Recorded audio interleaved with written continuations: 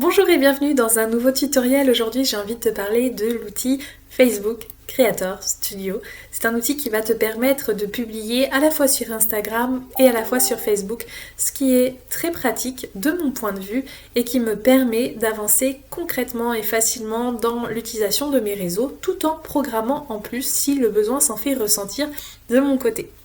Donc, Facebook Creator Studio, c'est ce que j'ai écrit dans la barre de recherche. Il suffira simplement de taper la même chose pour que tu tombes plus ou moins sur la même chose. Donc ça se passe où? Ça se passe ici.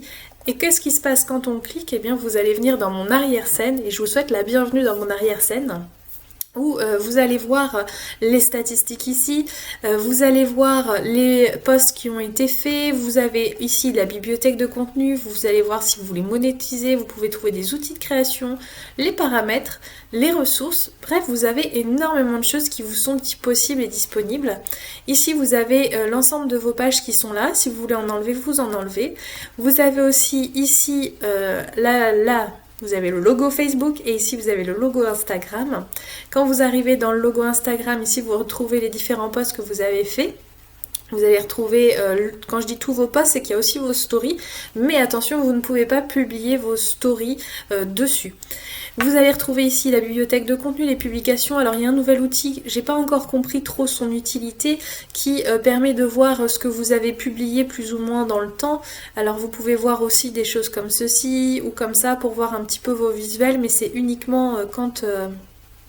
voyez, vous pouvez y retourner comme ça, tout simplement. Et par contre, non, on ne peut pas programmer à partir du calendrier, il faudra aller faire créer une publication. Donc, créer une publication, on va vous proposer, si c'est votre fil d'actualité Instagram ou si c'est une IGTV, que ce soit l'un ou que ce soit l'autre, c'est plus ou moins la même chose et assez facile d'accès. Je vais vous montrer déjà. Hop, pour le fil d'actualité. Donc là, vous avez, comme moi, j'ai lié deux pages sur Instagram. J'ai l'association des ailes pour demain avec l'événement S'éveiller à sa magie intérieure. Et j'ai ma page à moi. Donc je vais aller sur ma page à moi. Ici, il suffit simplement d'écrire votre post. Ici, vous allez pouvoir rajouter le visuel. Tout pendant que vous n'avez pas rajouté le visuel, vous ne pourrez pas cliquer sur publier sur Facebook. Et ici, une fois que vous avez fait publier sur Facebook, mais je vais vous montrer parce que si je parle trop sans vous montrer, peut-être que ça parlera moins. Donc admettons que je fais ça. Hop, on va vous proposer, donc je vous disais, publier ici. Et à ce moment-là, si vous voulez programmer, il faudra y cliquer ici sur programmer, on vous proposera des dates. Et ici aussi, si vous voulez aussi programmer sur Instagram ou si vous voulez qu'il y ait un décalé, en fait, c'est à vous de gérer comment vous avez envie que les choses se fassent. Il y a des personnes qui font la stratégie, un contenu sur Instagram un jour et le lendemain, il arrive sur Facebook ou le surlendemain. C'est votre choix. Vous faites exactement ce que vous voulez et après, il vous suffira de programmer.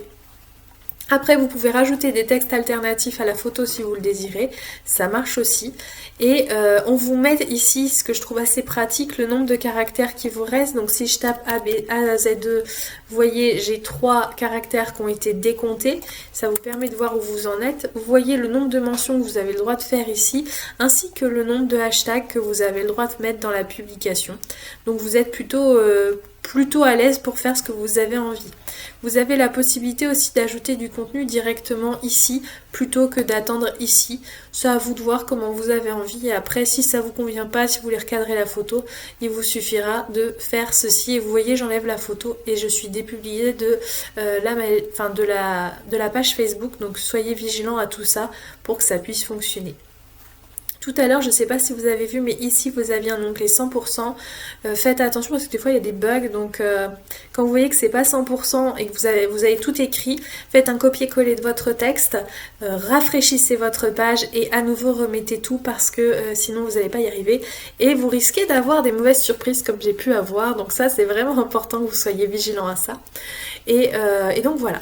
Donc c'était ce petit outil que peut-être pas énormément de monde ne connaissent mais qui pourtant est bien pratique. En plus il est gratuit dans son intégralité, c'est pas négligé. Donc vous en faites ce que vous avez envie. Voilà, c'était un plaisir pour moi de vous le présenter parce qu'il m'a beaucoup aidé. Si vous avez aimé cette vidéo, vous pouvez la liker. Si vous avez des questions, vous pouvez les poser. Si vous avez envie de la partager ou parce que vous pensez que ça pourrait plaire à quelqu'un ou en tout cas l'aider, eh bien faites-le. Soyez des SMR, faites-vous plaisir. Et quant à moi, je vous retrouve une prochaine fois, peut-être dans un prochain tutoriel, peut-être dans une autre vidéo. À bientôt!